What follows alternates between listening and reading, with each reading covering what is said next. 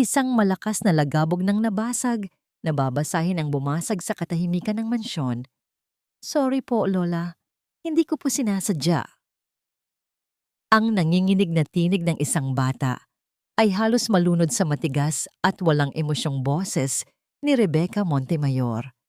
Nakatayo sa may pintuan ng marangyang sala, mahigpit ang hawak ni Paloma sa kanyang luma at kupas na bag. Ito ang unang araw niya sa mansyon ng mga Montemayor. Inasahan niya ang kaba, ang pananabik, pero hindi ito. Hindi ang tanawin ng isang basag na baso sa mamahaling sahig, at lalong hindi ang isang munting, batang babae na nakaluhod, nanginginig sa takot. Si Manuelita. Mas maliit pa siya sa itsura niya sa litratong ipinakita sa ahensya. May suot siyang leg brace sa isang binti, at ang mga mata niyang puno ng luha ay nakatitig sa sahig, takot na mag-angat ng tingin. Hindi sinasadya. Umalingaungaw ang boses ni Rebecca, kasing lamig ng marmol na sahig. Lampa ka. Walang silbi. Ilang beses ko bang sasabihin sa'yo na mag-ingat ka? Naramdaman ni Paloma ang pagtiim ng kanyang bagang. Gusto niyang sumigaw. Gusto niyang takbuhin ang bata at yakapin ito, pero pinigilan niya ang sarili. Kailangan niya ang trabahong ito. Ngunit habang tinitingnan niya ang matandang babae, ang buhok na laging nakapusod ng mahigpit, ang manipis na labi, at ang mga matang walang mababakas na anumang awa, isang katanungan ang nabuo sa isip niya. Ganito ba talaga siya? Hinila ni Rebecca ang braso ni Manuelita. Napadaing sa sakit ang bata. Sa bodega ka magdamag para matuto ka. Wag po, Lola. Madilim po doon. Takot po ako. Humihikbing pakiusap ng bata. Pero parang bingi si Rebecca. Kinaladkad niya ang bata palayo sa sala, habang ang maliliit na paa ni Manuelita ay hirap na sumunod. Narinig ni Paloma ang pagbukas ng isang pinto, ang huling iyak ng bata, at ang malakas na pagsara nito kasabay ng tunog ng trangka. Naiwan si Paloma sa gitna ng sala, napapalibutan ng karangyaan, pero nasasakal sa bigat ng katahimikan. Ang ganda ng mga palamuti, ang kintab ng sahig, ang taas ng kisame. Lahat ay walang halaga. Lahat ay nababalot sa isang klase ng kalungkutan na hindi niya maipaliwanag. Ang katahimikan ng gabi sa mansyon ay nakakabingi. Matapos ipakita sa kanya ng isa pang katulong ang kanyang maliit na kwarto, hindi mapakali si Paloma. Umuulit sa isip niya ang mga hikbi ni Manuelita. Hindi niya ito matitiis. Dahan-dahan siyang bumangon. Kumuha siya ng isang baso ng gatas at ilang piraso ng biskwit mula sa kusina, isinilid sa isang maliit na tray. Bawat hakbang niya sa pasilyo ay maingat.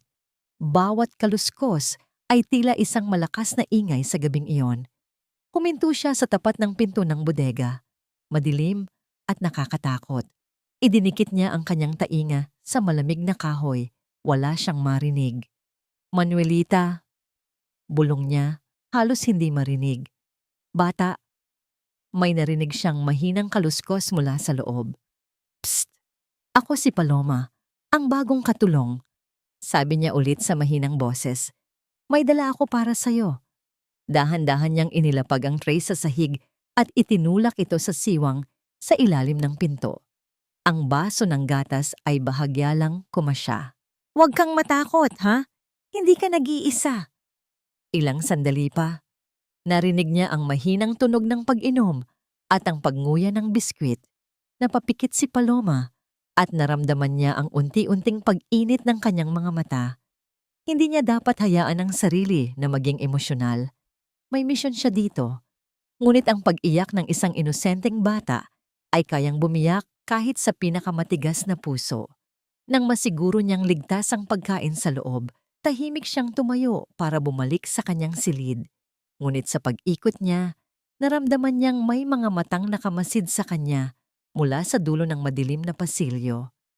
Nandoon si Armando, ang hardinero, nakatayo sa ilalim ng dim na ilaw.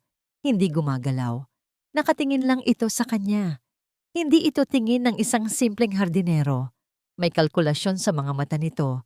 Isang klase ng lamig na nagpatindig ng balahibo ni Paloma. Nag-iwas siya ng tingin at nagmamadaling naglakad pabalik sa kanyang kwarto. Ang puso niya'y kumakabog ng malakas. Pagkasira ng pinto, huminga siya ng malalim. Kinuha niya ang kanyang bag at maingat na inilabas mula sa isang lihim na bulsa ang isang luma at lukot na litrato. Nasa litrato ang isang magandang babae na may matamis na ngiti. Si Carolina, ang yumaong ina ni Manuelita. Nakaakbay ito sa isa pang babae, isang babaeng mas bata na may parehong mga mata at ngiti ni Paloma. Ang kanyang ate. Hinaplos niya ang mukha ni Carolina sa larawan. Nandito na ako. Bulong niya sa hangin. Ang mga salita ay puno ng pangako at pait. Hindi ako titigil hanggat hindi ko nalalaman ang katotohanan. Ate Carolina. Kinabukasan, nahanap ni Paloma si Manuelita na mag-isang nakaupo sa isang bangko sa hardin. Nakayuko ito. Pinaglalaruan ang laylayan ng kanyang bestida.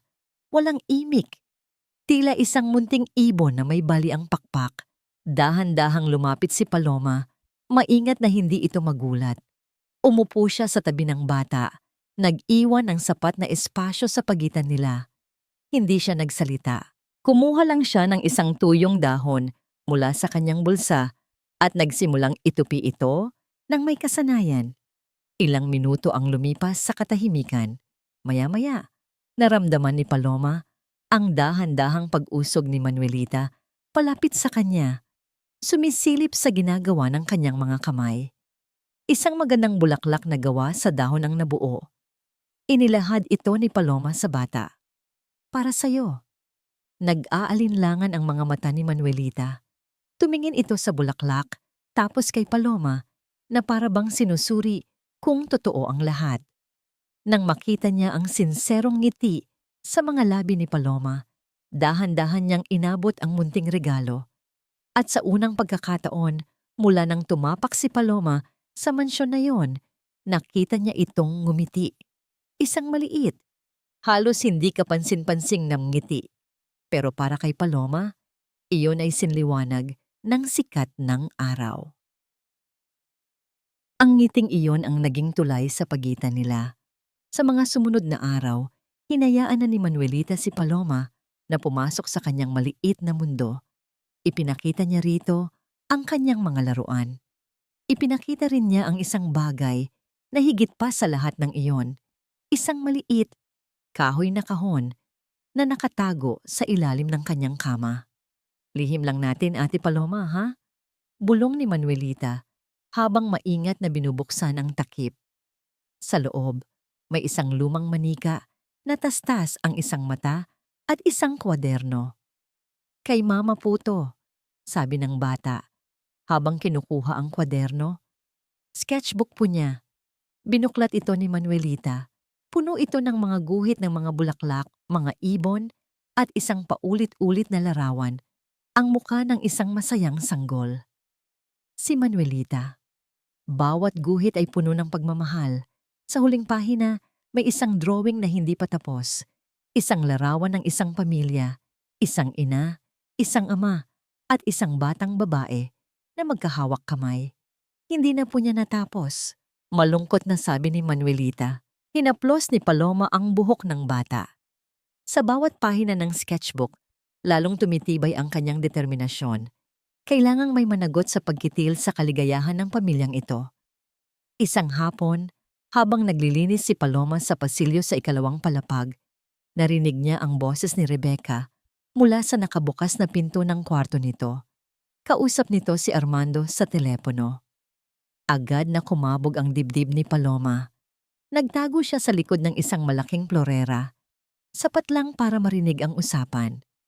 Hindi na tayo pwedeng maghintay pa, Armando, mariing sabi ni Rebecca sa kabilang linya. Tila may pagkaapura sa boses nito. Malapit nang umuwi si Alejandro. Ayokong naririto pa ang batang yan pagdating niya. Napakunot ang noo ni Paloma. Anong ibig sabihin ni Rebecca? Kailangan na nating bilisan bago pa man makauwi si Alejandro. Ayokong magkaroon ng problema. Pagpapatuloy ng matanda. Mas matigas na ngayon ang boses. Gawin mo na ang dapat gawin. Siguraduhin mong malinis ang lahat. Kasabay ng pagbaba ng telepono, naramdaman ni Paloma ang panlalamig ng buong katawan. Isang plano. Isang plano na may kinalaman kay Manuelita at sa pagbabalik ni Alejandro. Nanginginig ang mga kamay niya. Kailangan niyang makaalis doon. Ngunit sa kanyang pagmamadali, bahagya niyang nasagi ang plorera. Isang maliit na kalansing. Biglang bumukas ng maluwag ang pinto. Nanlaki ang mga mata ni Paloma. Nakatayo roon si Rebecca. Hawak pa ang cellphone. Ang mga mata ay nanlilisik na parang agila. "Anong ginagawa mo rito?" tanong ni Rebecca. Ang boses ay mababa at puno ng pagbabanta. "Nakikinig ka ba sa usapan ng may usapan?" Naramdaman ni Paloma na tila naubusan siya ng hangin. Ang isip niya ay nag-uunahan sa paghahanap ng tamang palusot. Ngunit bago pa man siya makasagot, nakita niya ang pagbabago sa ekspresyon ni Rebecca. Ang galit ay napalitan ng isang mapanuyang na ngiti. Naglilinis ka pala," sabi ng matanda. Ang bawat salita ay may nakatagong lason. "Mabuti naman at masipag ka. Siguraduhin mo lang na sa paglilinis mo wala kang ibang nakikita o naririnig." Lumapit si Rebecca at napaurong si Paloma. Huminto ito sa mismong tapat niya. Ang mukha nila'y ilang pulgada lang ang pagitan. "Dahil sa mansyon na ito, Paloma," bulong ni Rebecca, "ang mga katulong na masyadong mausisa ay hindi nagtatagal." Pagkasabi niyon, tinalikuran siya ni Rebecca at naglakad palayo. Iniwan si Paloma na nanginginig sa pasilyo. Hindi na lang dahil sa takot, kundi dahil sa katiyakan na isang masamang plano ang nabubuo sa loob ng marangyang bahay na yon. At nasa gitna nito, ang batang pinangakuan niyang proprotektahan. Ang ugong ng eroplano ay tila isang kantang pampatulog, ngunit para kay Alejandro Montemayor, ito'y ingay na nagpapagising sa mga alaalang matagal na niyang sinusubukang ibaon sa limot. Mula sa bintana, tanaw niya ang makakapal na ulap, puti at payapa. Isang mundo na ibang-iba sa gulong namamayani sa kanyang dibdib. Umuuwi na siya. Pagkatapos ng halos 1 taon na pagtatago sa trabaho sa ibang bansa, uuwi na siya sa bahay na sabay nilang binuo ni Carolina. Isang bahay na ngayon ay isa na lamang malaking puntod ng kanilang mga pangarap. Napapikit siya ng mariin. Biglang bumalik ang alaala ng huli nilang pag-uusap. Isang tawag sa telepono. Siya abala sa isang mahalagang meeting. Si Carolina, may halong pag-aalala at pagtatampo ang boses. "Umuwi ka na, Alejandro. Kailangan ka namin ni Manuelita," sabi nito sa kabilang linya. "I can't, Carol. This is important," sagot niya. Ang atensyon ay nasa mga papeles sa kanyang lamesa. "Pag-uwi ko, babawi ako. I promise." "Lagi namang ganyan ang sinasabi mo." Iyon na ang huli. Kinabukasan, isang tawag mula sa kanyang ina ang gumising sa kanya. Isang tawag na gumuho sa kanyang mundo. Aksidente. Wala na si Carolina. Ang bigat ng pagsisisi ay parang bakal na nakadagan sa kanyang puso. Kung umuwi lang sana siya. Kung nakinig lang sana siya. Ngayon, ang pag-uwing ito ay hindi na para kay Carolina. Ito ay para kay Manuelita. Ito ang kanyang paraan para bumawi. Ang siguraduhin na ang anak nila ay lumalaki ng maayos, ligtas, at napapalibutan ng lahat ng kailangan nito. At para doon, buo ang tiwala niya sa kanyang ina. Si Rebecca, ang naiwang sandigan ng kanilang pamilya. Pagpasok pa lang ng sasakyan sa malaking gate ng mansyon, naramdaman na agad ni Alejandro ang panlalamig na gumapang sa kanyang buong katawan. Ang bahay ay ganoon pa rin, marangya at malawak, pero wala na ang init. Wala na ang buhay na si Carolina lang ang kayang magbigay. Sinalubong siya ni Rebecca sa may pinto. Ang kanyang ina ay agad siyang niyakap ng mahigpit, may kasamang mga hikbi. "Anak?" Mabuti naman at umuwi ka na, sabi nito. Ang boses ay basag. Hindi mo alam kung gaano kahirap para sa akin ang lahat, pero tiniis ko para sa apo ko. Salamat, ma, sagot ni Alejandro. Tinatapik ang likod ng ina. Alam kong hindi niyo pinabayaan si Manuelita. Kumalas sa yakap si Rebecca at pinunasan ang mga pekeng luha.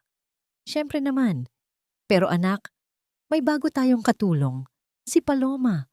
Mabait naman siya. Maasikaso kay Manuelita. Pero huminto ito na para bang nag-aalinlangan. Pero ano, ma? Wala naman, anak. Malumanay na sabi ni Rebecca. Pero ang mga mata nito ay nagsasabi ng ibang kwento. Alam mo na, mahirap magtiwala agad sa mga tao ngayon. Mabait naman yang si Paloma. Pero mag-iingat ka pa rin, lalo na't pera ng pamilya ang pinag-uusapan. Ang mga salitang iyon ay tumatak sa isip ni Alejandro. Isang maliit na binhi ng pagdududa ang itinanim ng kanyang ina. Nakita niya si Paloma sa hardin. Kalaro nito si Manuelita. Nakatayo si Alejandro mula sa bintana ng kanyang opisina. Pinagmamasdan sila. May hawak na bola si Paloma. Maingat na ipinapasa ito sa kanyang anak. At si Manuelita? Si Manuelita ay tumatawa.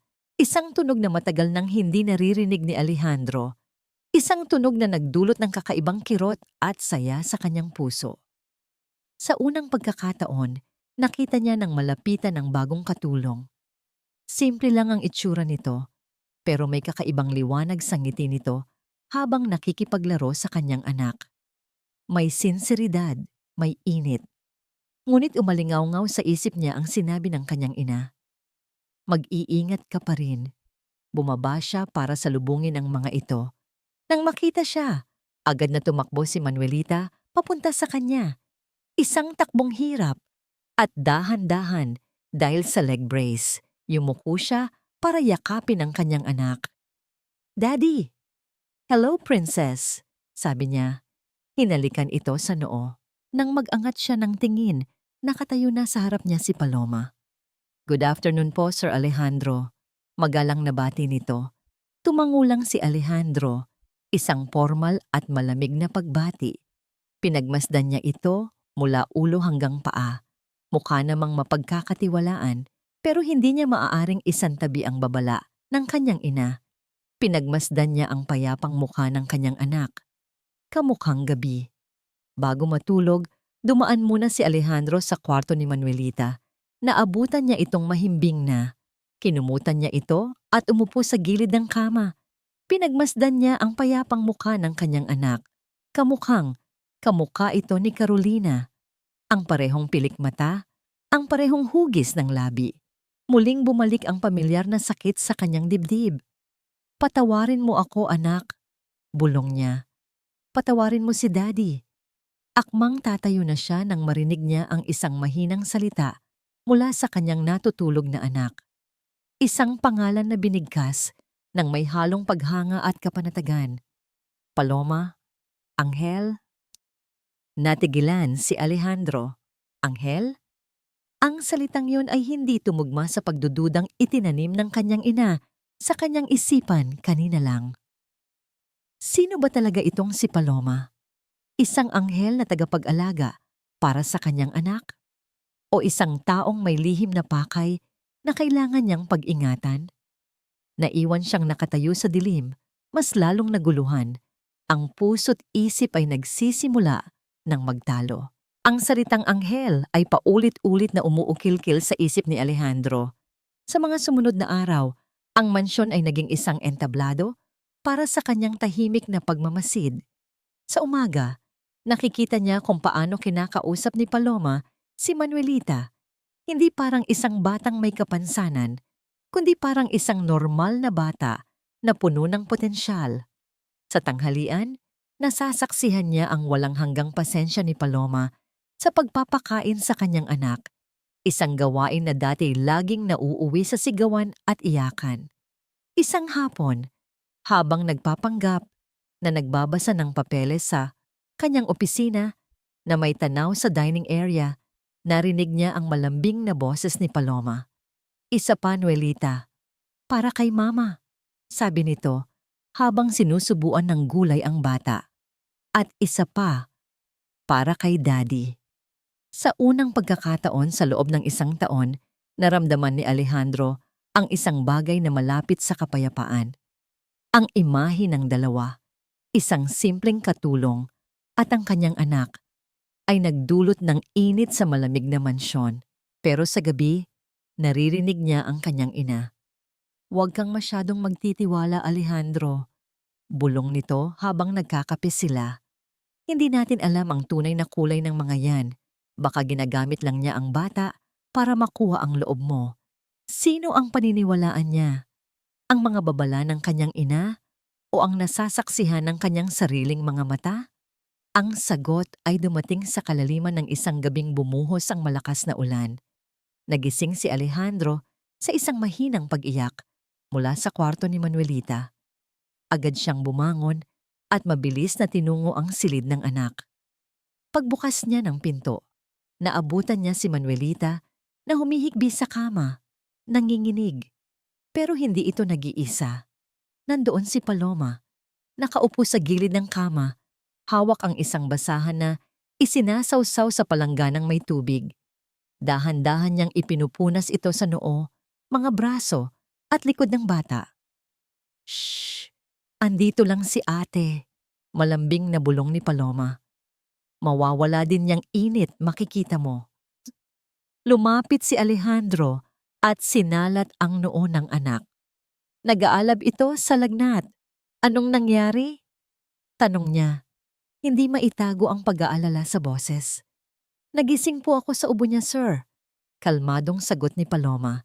Hindi inaalis ang tingin sa bata. "Pagtingin ko po, mataas na ang lagnat." Sakto namang bumukas muli ang pinto at pumasok si Rebecca. Suot ang isang mamahaling silk robe. "Anong kaguluhan to?" tanong nito. Halata ang pagkairita sa naistorbong tulog. Nang makita ang kalagayan ni Manuelita, nagbago ang itsura niya. "Diyos ko, ang apo ko! Bakit hindi niyo agad ako ginising?" Pero sa halip na lumapit, nanatili itong nakatayo sa may pinto. "Tawagan mo ang Doktor, Alejandro? Bilis!" "Ako na po, ma'am," mabilis na sabi ni Paloma. "Huwag na," pigil ni Alejandro. "Gabi na. Kaya natin to. Paloma, kumuha ka pa ng isang planggana. Ako na ang bahala rito." Sa unang pagkakataon, nagkatinginan sila. Hindi na bilang amo at katulong, kundi bilang dalawang taong may iisang layunin. Ang pag-aalaga sa batang may sakit. Magdamag silang nagbantay. Si Rebecca, matapos ang ilang sandaling pag-aalala sa salita, ay bumalik na sa kanyang silid para magpahinga. Ngunit si Paloma ay hindi umalis sa tabi ni Manuelita. Si Alejandro naman ay paulit-ulit na nagpapalit ng malamig na bimpo sa noo ng anak.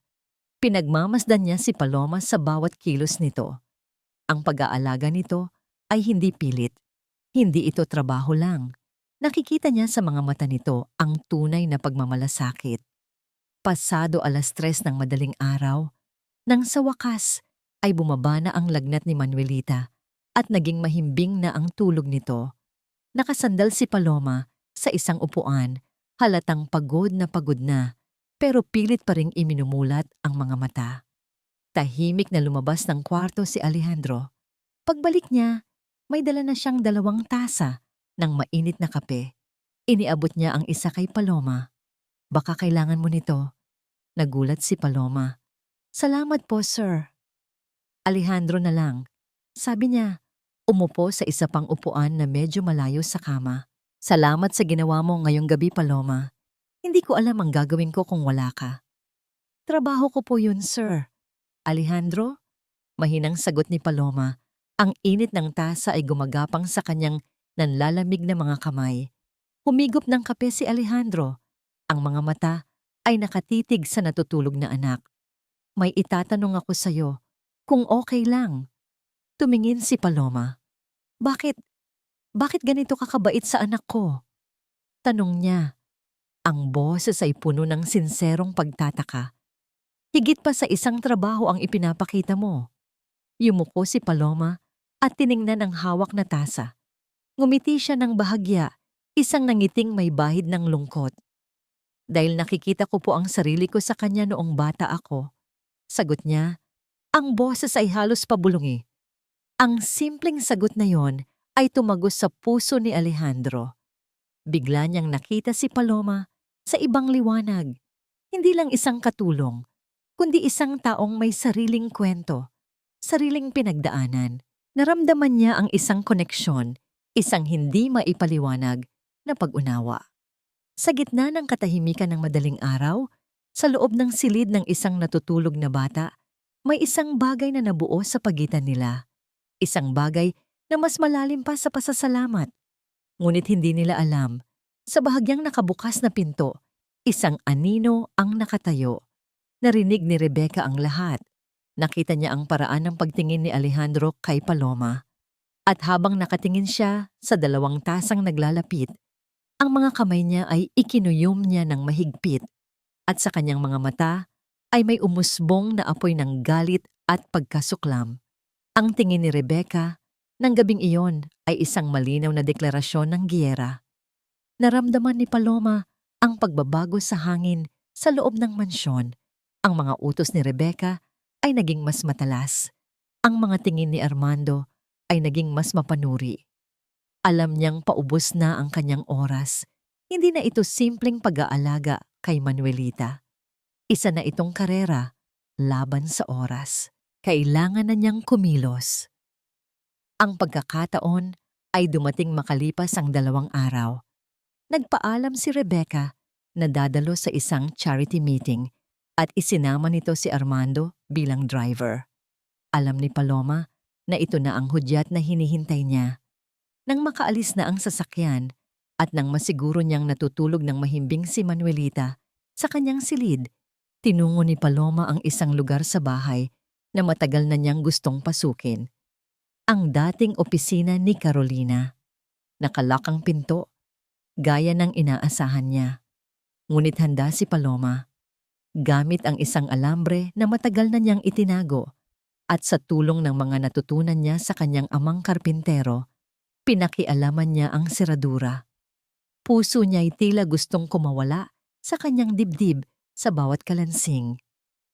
Matapos ang ilang sandali ng nakakabinging tensyon, bumukas ang pinto. Ang hangin sa loob ng silid ay amoy luma at nakalimot na. Ang lahat ng gamit ni Carolina ay naroon pa rin, nababalutan ng manipis na alikabok. Tila isang museyong nagyelo sa oras. Pero hindi nagpatinag si Paloma. Alam niya ang hinahanap niya. Biglang bumalik sa kanyang alaala ang huling araw na nakausap niya ang kanyang ate bago ito pumanaw dahil sa sakit. Nakahiga ito sa banig ng karamdaman. Ang dating masiglang mukha ay maputla na. Paloma, mahinang tawag nito. May ipagbibilin ako sa'yo. Inabot nito sa kanya ang litrato ni Carolina na kasama siya. Sa likod ng litrato ay may isang maliit na sobre. Liham ni Carol, sabi ng kanyang ate, hirap na sa paghinga. Ibinigay niya sa akin ilang araw bago siya maaksidente. Sabi niya, kung may mangyari sa kanya, ibigay ko sa'yo. Ikaw lang daw ang mapagkakatiwalaan niya. Binuksan ni Paloma ang liham. Ang sulat kamay ni Carolina ay nanginginig. Mahal kong kaibigan, kung nababasa mo ito, marahil ay huli na ang lahat para sa akin. May kutob ako. May masamang balak ang biyenan ko. Kung may mangyaring masama sa akin, alamin mo na si Rebecca ang may kagagawan. Natatakot ako sa kanya. Ipinagbibilin ko sa iyo ang anak ko. Huwag mo siyang pababayaan. Ang mga salitang iyon ay parang nagbabagang bakal na itinarak sa puso ni Paloma. Sabi niya, pagpapatuloy ng kanyang ate, ang pinakamahalaga niyang mga lihim ay nakatago sa kahon ng musika, ang paborito niyang music box. Bumalik si Paloma sa kasalukuyan. Music box, iyon ang kailangan niyang hanapin. Nagsimula siyang maghalughog. Tiningnan niya ang bawat drawer, ang bawat estante ng libro, ang likod ng mga painting. Ngunit wala. Walang music box. 10 minuto, 15 minuto. Ang bawat segundo ay tila isang oras. Nagsimula na siyang kabahan. Paano kung itinapon na ito ni Rebecca? Paano kung nagkamali siya ng lugar? Ang pag-asa sa kanyang dibdib ay unti-unting napapalitan ng pagkadismaya. Napasandal siya sa malaking lamesa ni Carolina. Hingal na hingal. Napayuko siya sa pagod. Ito na ba yon? Hanggang dito na lang ba? Kasabay ng pagbagsak ng kanyang balikat, narinig niya mula sa labas ang paparating na ugong ng isang pamilyar na sasakyan. Bumalik na sila.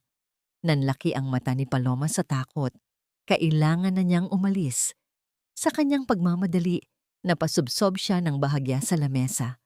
Ang kanyang mga kamay ay gumapang sa ilalim nito para suportahan ang sarili. At doon, naramdaman niya ito. Isang bagay na kakaiba. Isang maliit na ukas sa kahoy na hindi dapat naroroon. Isang tila nakatagong switch. Pinindot niya ito. Isang mahinang click. Sa mismong gilid ng manglamesa, isang maliit na lihim na drawer ang lumabas. Napatitig siya rito, ang kanyang puso ay tumitibok ng sobrang bilis. Ang ugong ng sasakyan ay huminto na sa tapat ng mansyon. Naririnig na niya ang pagbukas ng pinto ng kotse. Wala na siyang oras. Dapat ba niyang buksan ang drawer at isugal ang lahat? O tumakbo na siya at iligtas ang kanyang sarili?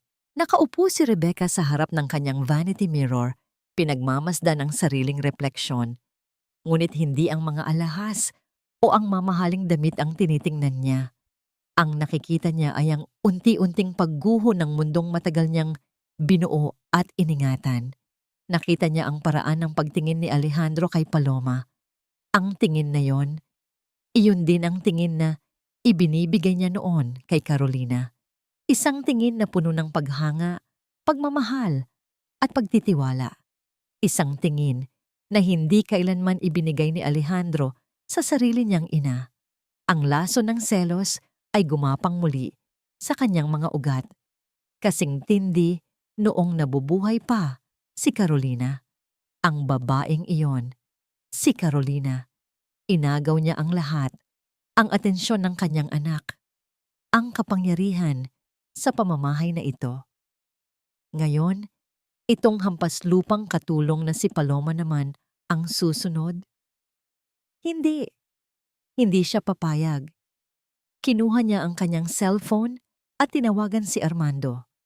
Pumunta ka rito. Ngayon na. Ilang minuto lang, kumatok na sa kanyang pinto ang hardinero. Pumasok ito nang walang imik. Ang mukha ay seryoso, gaya ng dati.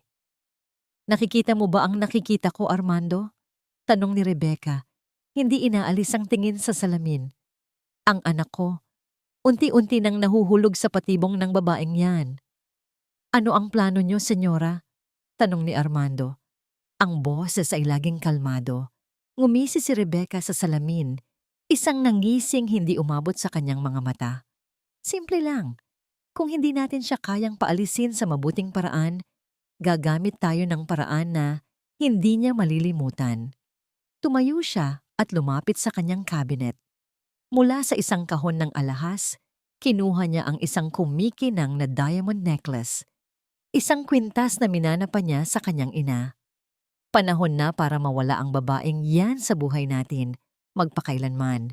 Sabi ni Rebecca, habang inilalagay ang kwintas sa kamay ni Armando. Ang plano ay simple, ngunit malupit. Kinabukasan, ipinatawag ni Rebecca si Paloma sa kanyang silid.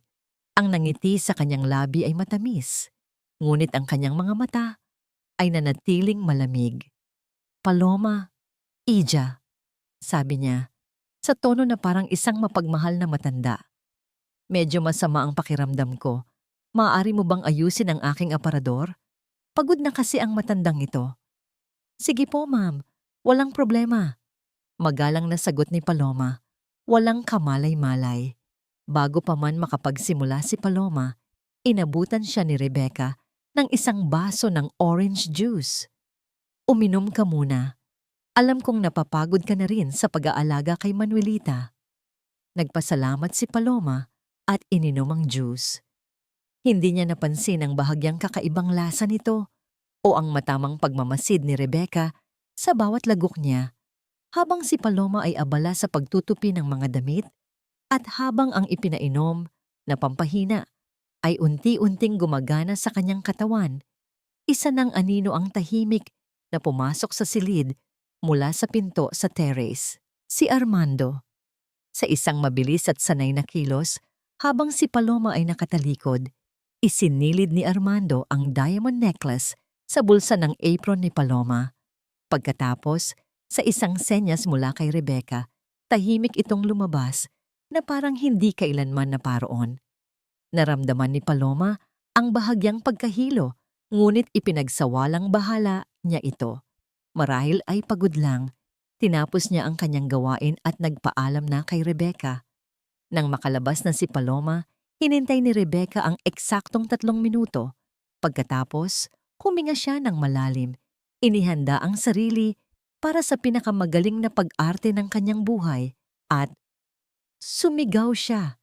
Isang sigaw na puno ng pagkagulat, sakit at isang sigaw na umalingaw-ngaw sa buong mansyon. Nawawala! Nawawala ang kwintas ko! Ang sigaw ni Rebecca ang nagpababa kay Alejandro mula sa kanyang opisina. Naabutan niya ang kanyang ina na umiiyak, nakasabunot sa sariling buhok habang si Paloma ay nakatayong tulala sa may pintuan. Anong nangyayari? Nag-aalalang tanong ni Alejandro. Ang kwintas ko, anak! Humagulhol si Rebecca. Ang pamana pa sa akin ng lola mo. Nawawala. At siya lang ang huling pumasok dito sa kwarto ko. Itinuro niya si Paloma. Ang daliri ay nanginginig sa kunwaring galit.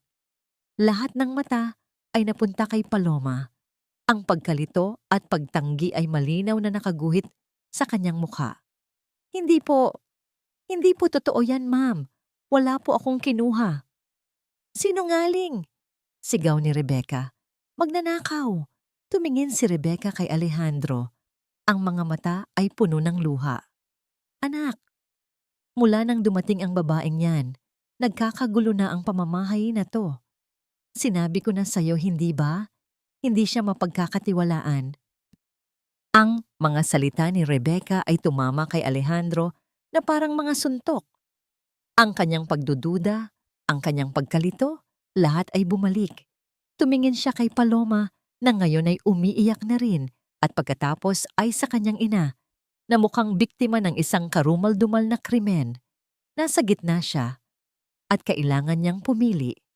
Ang sala ay naging isang korte. Si Rebecca ang taga-usig, si Paloma ang akusado at si Alejandro ang hukom. Hindi ko po talaga kinuha. Paulit-ulit na sabi ni Paloma. Ang mga luha ay malayang dumadaloy sa kanyang mga pisngi. Ang pagkahilo na naramdaman niya kanina ay mas lumalala. Tila pati ang kanyang katawan ay nakikipagsabwatan laban sa kanya. Ma'am Rebecca, alam na niyo pong hindi ko magagawa yan. At paano ako makakasiguro? Sumbat ni Rebecca, ang boses ay puno ng paghahamak. Isang salita mo laban sa salita ko? Isa kang hamak na katulong. Ano ang karapatan mong questionin ako sa sarili kong pamamahay? Bawat salita ay parang sampal. Tumingin si Paloma kay Alejandro. Ang kanyang mga mata ay nagmamakaawa. Naghahanap siya ng kahit katiting na pagtitiwala. Isang sinag ng pag-asang may kakampi siya. Ngunit ang nakita niya sa mga mata ni Alejandro ay isang bagay na mas masakit pa sa galit, pagdududa. Si Alejandro ay nasa isang imposibleng sitwasyon. Sa isang banda, naroon ang kanyang ina, ang babaeng nag-aruga sa kanya, na ngayon ay umiiyak at mukhang naapi. Sa kabilang banda, naroon si Paloma, ang babaeng nagbalik ng nangiti sa mga labi ng kanyang anak, ang babaeng unti-unti niyang pinagkakatiwalaan, na ngayon ay mukhang desperado. Ang mga babala ng kanyang ina ay umalingaw-ngaw sa kanyang isip. Baka ginagamit lang niya ang bata para makuha ang loob mo. Kung wala ka talagang tinatago, sabi ni Armando, na biglang sumulpot mula sa kung saan, Ang boses ay kalmado, ngunit may diin. Bakit hindi natin tingnan ang mga gamit mo para mapatunayan mong malinis ang iyong konsensya? Ang mungkahi ay tila makatwiran, ngunit para kay Paloma, ito'y isang bitag. Alam niyang mayroon sila o siya na inilagay. Sir Alejandro, maniwala po kayo sa akin. Pakiusap ni Paloma, ang boses ay nanginginig. Tumingin si Alejandro sa nagmamakaawang mukha ni Paloma. Pagkatapos ay sa umiiyak na mukha ng kanyang ina. Ang bigat ng responsibilidad at ang luma niyang pagkakasala ay bumalik. Siya ang may kasalanan kung bakit nag-iisa ang kanyang ina sa pag-aalaga kay Manuelita. Utang niya sa kanyang ina na pumanig dito. Humugot siya ng malalim na hininga, isang hiningang tila sumira sa kung anumang namamagitan sa kanila ni Paloma. Patingin ng bulsa mo, Paloma, sabi niya. Ang boses ay malamig at walang emosyon. Isang pader na bigla niyang itinayo para itago ang sariling pagkalito. Gumuho ang mundo ni Paloma. Ang pag-asa sa kanyang mga mata ay namatay. Napalitan ito ng isang matinding sakit, isang pagkabigo na mas masahol pa sa anumang pisikal na pananakit. Dahan-dahan, walang imik, itinaas ni Paloma ang laylayan ng kanyang apron. Si Armando, na may mapanuyang ngiti sa labi, ang lumapit at kinuha ang laman ng bulsa. At doon, sa harap ng lahat, kumislap ang isang diamond necklace na tahimik ang lahat. Ang katahimikan ay binasag ng malakas na hagulgol ni Rebecca. Nakita mo na, Alejandro? Nakita mo na ang tunay niyang kulay. Isang magnanakaw. Si Alejandro ay nakatitig lang sa kwintas, pagkatapos ay kay Paloma. Hindi siya makapagsalita. Ang ebidensya ay naroon, sa harap ng kanyang mga mata. Ngunit bakit parang mali? Bakit ang sakit-sakit tingnan ng wasak na ekspresyon sa mukha ni Paloma? Pero huli na ang lahat para sa pag-aalinlangan. Ang desisyon ay kailangang gawin. Umalis ka na, sabi ni Alejandro. Ang mga salita ay tila galing sa ibang tao. Ngayon din. Pero sir, sinabi kong umalis ka na. Sigaw niya. Sa unang pagkakataon ay nagtaas ng boses hindi dahil sa galit kay Paloma, kundi dahil sa galit sa sarili. Sa gitna ng kaguluhan, isang maliit na boses ang narinig. Ate Paloma, wag po. Si Manuelita. Nakatayo sa may hagdanan. Umiiyak, narinig ang lahat. Mabilis itong bumaba at yumakap ng mahigpit sa mga binti ni Paloma, na parang isang munting angkla sa gitna ng isang malakas na bagyo. Huwag niyo po siyang paalisin, Daddy. Mabait po si Ate Paloma. Manuelita, bitaw, utos ni Rebecca. Hinila ang bata palayo kay Paloma. Ang eksenang yun ang sumira sa puso ni Paloma. Ang makitang kinaladkad palayo sa kanya ang batang napamahalina sa kanya. Ito na ang pinakamasakit sa lahat. Dinala ng 2 security guard si Paloma palabas ng mansyon. Walang gamit, walang pera. Habang bumubuhos ang malakas na ulan, itinulak siya palabas ng gate. Bago ito sumara, ang huli niyang nakita ay ang umiiyak na mukha ni Manuelita sa bintana at ang malamig, walang emosyong mukha ni Alejandro na nakatayo sa likod nito. Pagkasara ng gate, napaluhod si Paloma sa basang kalsada. Ang malakas na ulan ay nakikisabay sa kanyang walang tigil na pagluwa. Wala na. Talo na siya. Sa loob ng mansyon, habang yakap-yakap ni Rebecca ang kanyang apo, kinuha niya ang kanyang cellphone at nagdial. Hello? Dr. Ramirez? Sabi niya sa kabilang linya. Isang matagumpay na ngiti ang gumuhit sa kanyang mga labi. Gusto ko nang ituloy ang pagpapasok sa apo ko. Oo, handa na ang lahat. Ang mansyon ay naging isang malawak at malamig na kuweba.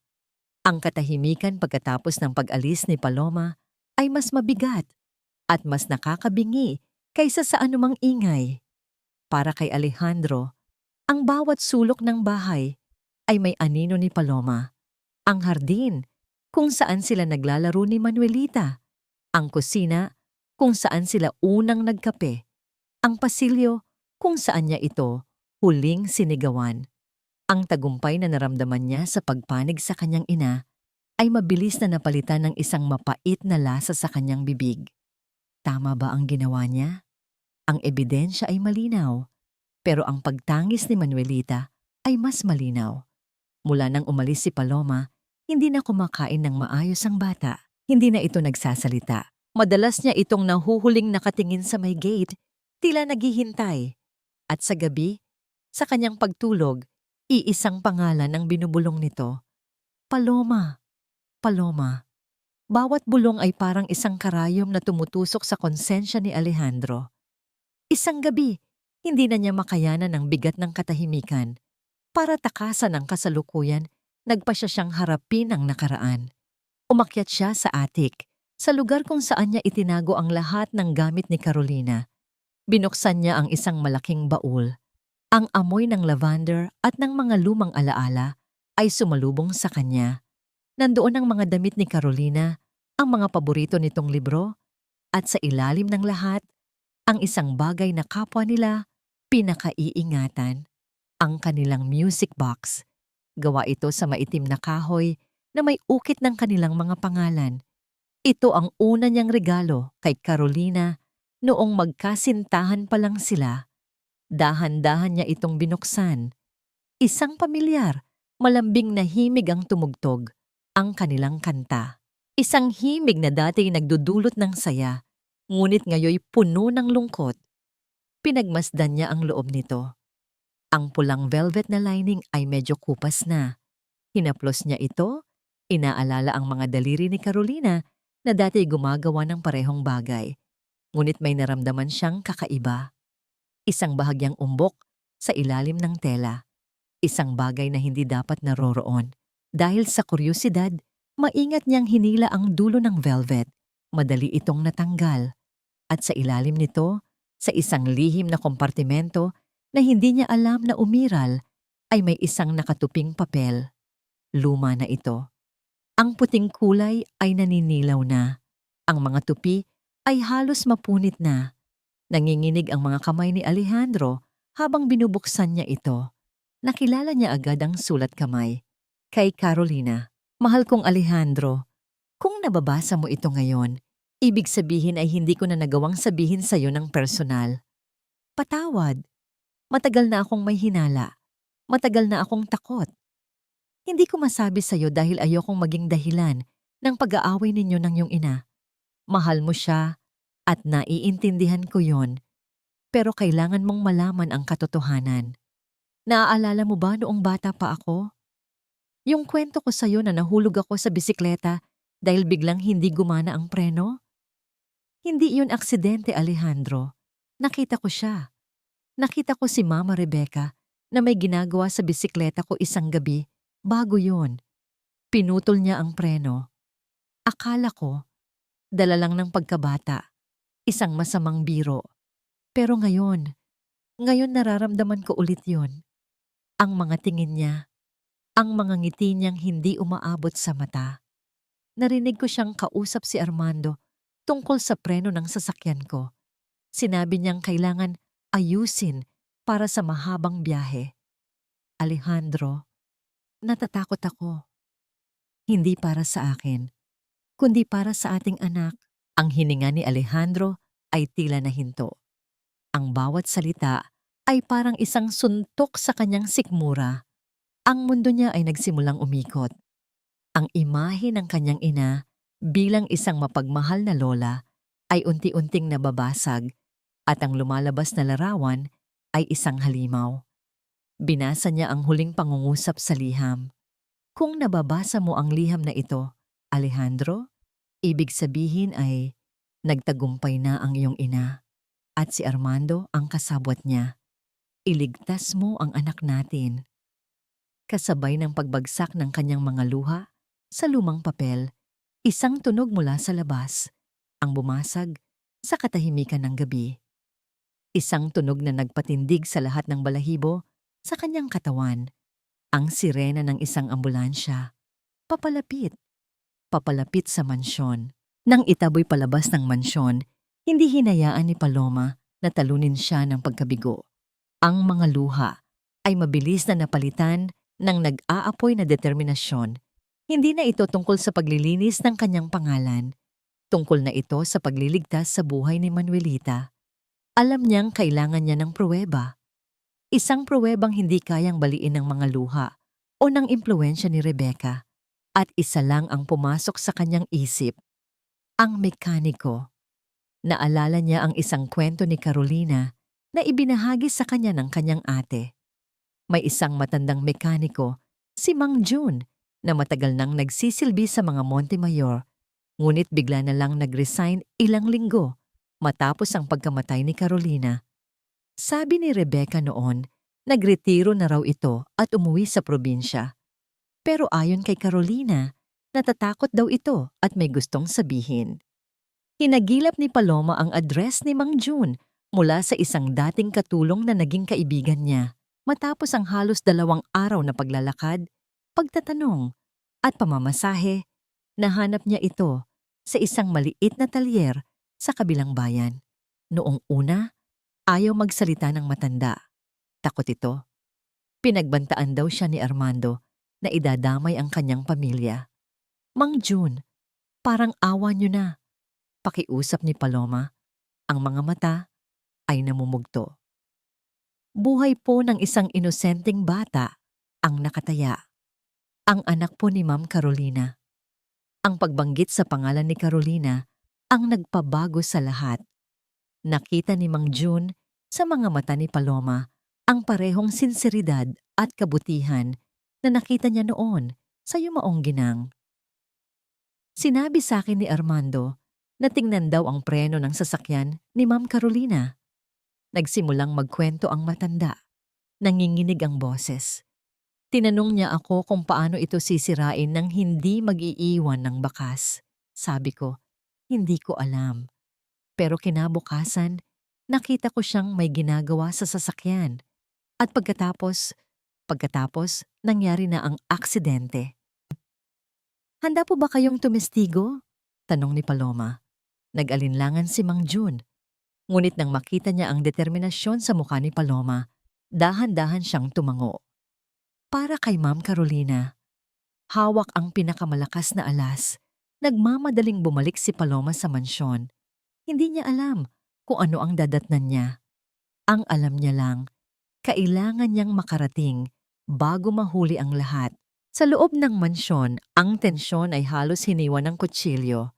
Bumaba si Alejandro mula sa attic. Ang liham ni Carolina ay mahigpit na hawak sa kanyang kamay.